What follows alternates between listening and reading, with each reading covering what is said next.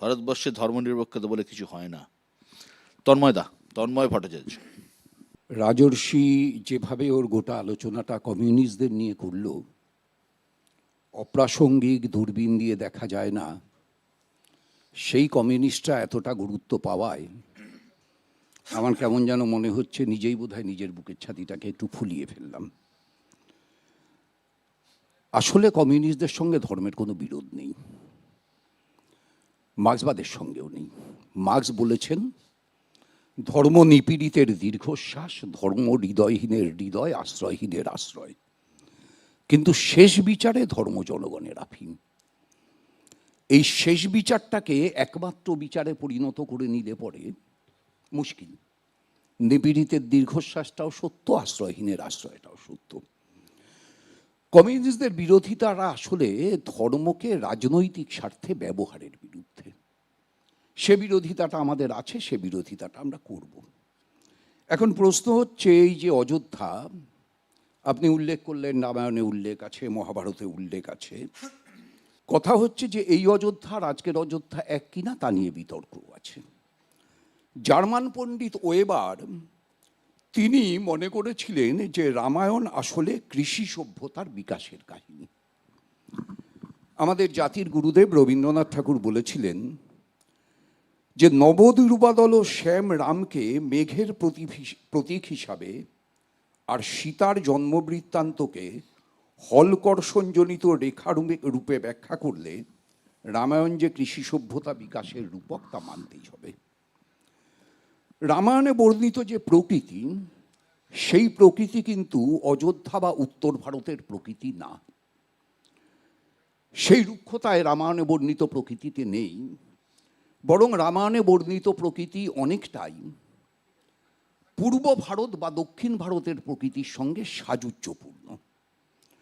পণ্ডিতেরা মনে করেন, আর্যরা যখন বিভিন্ন সভ্যতার থেকে রসদ সংগ্রহ করে বেদ, মহাভারত ইত্যাদি রচনায় প্রবৃত্ত হয়েছিলেন, সেই সময় আর্যেতর জাতিরা তাদের যে লৌকিক মেঘবন্দনা, সেই লৌকিক মেঘবন্দনার সূত্র ধরে একটি মহাকাব্য রচনা করতে চেয়েছিলেন এবং রামায়ণ হচ্ছে তার সৃষ্টি। রাম নবদুর্বাদল শ্যাম, মৌসুমি বায়ু বর্ষার আগে যা আসে তার রং। আবার আশ্চর্যভাবে আপনি পারসিক সভ্যতায় আবেস্তায় রামাহুর বলে একজন দেবতার নাম পাবেন, যিনি শান্তির দেবতা। আরবি শব্দে আপনি রামা বলে একটি শব্দ পাবেন। এই রামা পরবর্তীকালে যখন সংস্কৃতে এলো, তখন তা পুংলিঙ্গ রাম হলো কি না, এটাও একটা পণ্ডিতদের বিতর্কের সাবজেক্ট। যেমন বামা বাম, এরম হাজার বিতর্ক আছে। কিন্তু রামায়ণ নিঃসন্দেহে আমাদের দেশের একটি অসাধারণ মহাকাব্য। প্রতিটি ভারতবাসীর রামায়ণের জন্য গর্বিত হওয়া উচিত। রামায়ণ তাড়িয়ে তাড়িয়ে পড়তে আমরা রাজি। কিন্তু আমাদের বেসিক জিজ্ঞাসাটা হচ্ছে এই যে, এই যে 22 তারিখে রামের প্রাণ প্রতিষ্ঠা হবে এবং 500 বছর বাদে রামলালা তার আপন জায়গায় অধিষ্ঠিত হবেন, তাহলে আমাদের কি ধরে নিতে হবে যে এই 500 বছর ধরে বা তার আগে থেকে আমাদের দেশে যে হাজার হাজার রাম মন্দির আছে, আমাদের সেন্ট্রাল অ্যাভিনিউয়ের রাম মন্দির সহ, সেখানে আসলে যে দেবতা ছিলেন তিনি রাম না, ফলস কোনো দেবতার নামে তাহলে পয়সা তোলা হচ্ছিল? রাম এতদিনে হচ্ছে তার বাসগৃহ উদ্ধার করতে পারলেন, এর আগে রাম কোনোদিন কোথাও ছিলেন না। এবং সেই প্রাণ প্রতিষ্ঠার জন্য আমাদের দেশের প্রধানমন্ত্রী নরেন্দ্র মোদীকে প্রয়োজন হচ্ছে। এখন ধরুন, আমি ব্যক্তিগতভাবে ধর্ম মানি না, আমার পদবি দেখে বোঝা যায় আমি ব্রাহ্মণ, কিন্তু আমি ব্রাহ্মণত্বর দাবিও করি না, পৈতেও নিইনি। প্রশ্নটা হচ্ছে এই যে, যারা হিন্দু শাস্ত্র মানেন, যারা মনুসংহিতা মানেন এবং মনুসংহিতাকে ভারতের সংবিধান হিসাবে গ্রহণ করতে চান, তারা তো এটা তারা তো এটা মানেন যে ব্রহ্মার মুখ থেকে ব্রাহ্মণ, বাহু থেকে ক্ষত্রিয়, উরু থেকে বৈশ্য, পায়ের পাতা থেকে শূদ্র। এবং তারা এটাও মানেন যে দেবতার প্রাণ প্রতিষ্ঠার অধিকার কেবলমাত্র ব্রাহ্মণের, মনুশাস্ত্র অনুযায়ী। তাহলে নরেন্দ্র মোদী কোন ব্রাহ্মণ সন্তান যে তিনি রামের প্রাণ প্রতিষ্ঠা করবেন? এই অধিকারটা কোন হিন্দু ধর্ম কবে তাকে দিয়েছে? নাকি এই অধিকারটা তিনি রাজনৈতিক ক্ষমতার্জনের জন্য জোর করে আদায় করে নিয়েছে? এটাই 24-এর ভোটটা যদি 26-এ হতো, রাম কি 2 বছর বাদে নিজের জায়গায় ফিরতেন? একদম এই আলোচনায় আসবো, এই আলোচনায় আসবো। তন্ময়দা বিশ্লেষণ করলেন অনেক কিছুই, কিন্তু একটা বিষয় হচ্ছে যে আন্দোলনটা কি ছিল রাম মন্দির, রাম জন্মভূমির আন্দোলন, যতদূর আমার রাম জন্মভূমির আন্দোলন। পরবর্তী বক্তা ডক্টর কৌশিক বিশ্বাস। আমি 3টে পয়েন্ট দিয়ে শুরু করব। ডিসেম্বর 2023-এ ভারতবর্ষের বেকারিত্ব হচ্ছে 8.3%, যেটা গত 16 মাসের মধ্যে সর্বাধিক।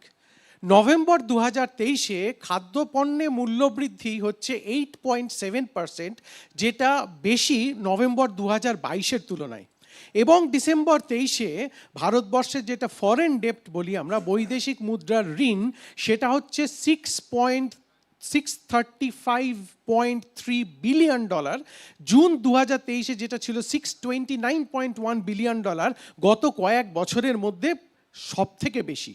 সুতরাং আমরা কি দেখছি, যেখানে মূল্যবৃদ্ধি চরমে, যেখানে বেকারিত্ব চরমে, যেখানে আমাদের বৈদেশিক ঋণ সব থেকে বেশি, তখন রাম মন্দিরের ন্যারেটিভ ছাড়া বিজেপির কাছে আর কী বা থাকতে পারে বলুন তো? আমাকে 3 মিনিট সময় দিয়েছেন, আমি আরও 2-3টি কথা একটু প্রাঞ্জলভাবে বলতে চাই। রামের প্রাণ প্রতিষ্ঠা আজকে নয়, রামের প্রাণ প্রতিষ্ঠা আমাদের হৃদয় সেই শৈশবকাল থেকেই হয়ে রয়েছে। আমাদের মাননীয় মুখ্যমন্ত্রী এবং দলনেত্রী বারবার যেটা বলেছেন, ধর্ম প্রত্যেকের নিজের নিজের, কিন্তু উৎসব সবার। আমরা যেটা মনে করি সেটা হচ্ছে ধর্মের সঙ্গে রাজনীতিকে কখনোই মেলানো উচিত নয়।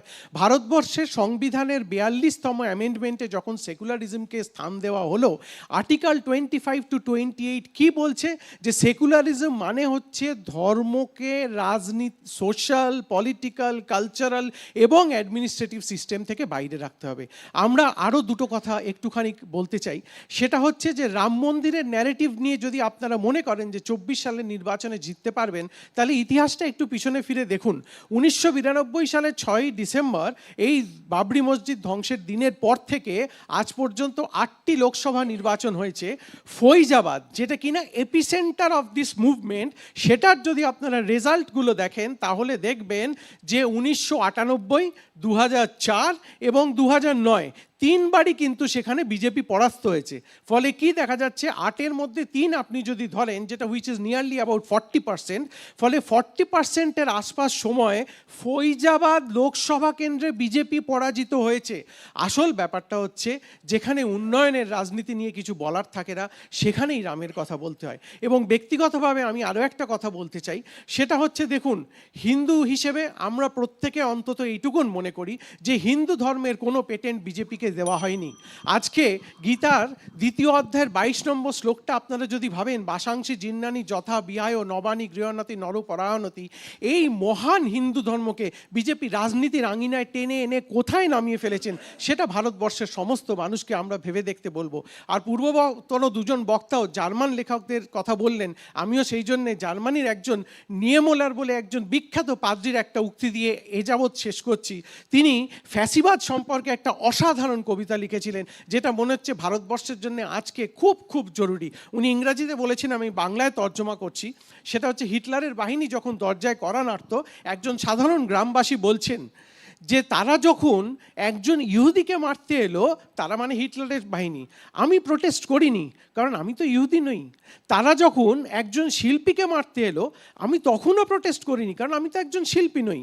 তারা যখন একজন ট্রেড ইউনিয়নিস্টকে মারতে এলো, আমি তখনও প্রতিবাদ করিনি, কারণ আমি তো একজন ট্রেড ইউনিয়নিস্ট নই। তারপরে উনি বলছেন, finally when they came to kill me, there was no one left to protest.